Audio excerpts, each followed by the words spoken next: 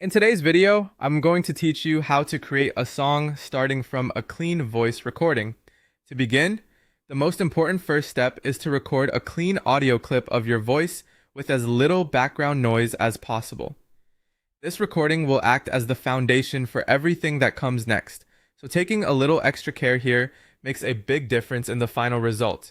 Try to record in a quiet space where you can avoid sounds like fans, traffic, keyboard clicks, or people talking nearby. Speak or sing clearly, and keep a steady distance from your microphone so the volume stays consistent. If possible, do a quick test recording first and listen back before you commit to the final clip. That way, you can catch any unwanted noise, distortion, or uneven levels early. Once your audio clip is ready, the next step is to upload it using the Upload Audio button in the Create menu.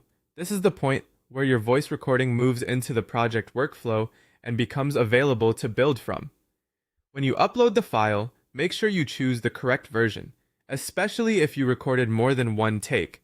It helps to use the cleanest and clearest option rather than trying to fix a noisy recording later. After the upload finishes, give it a moment to process fully so the platform can recognize and prepare the audio correctly. From there, you'll use the clip as the base reference to extend and build a complete song.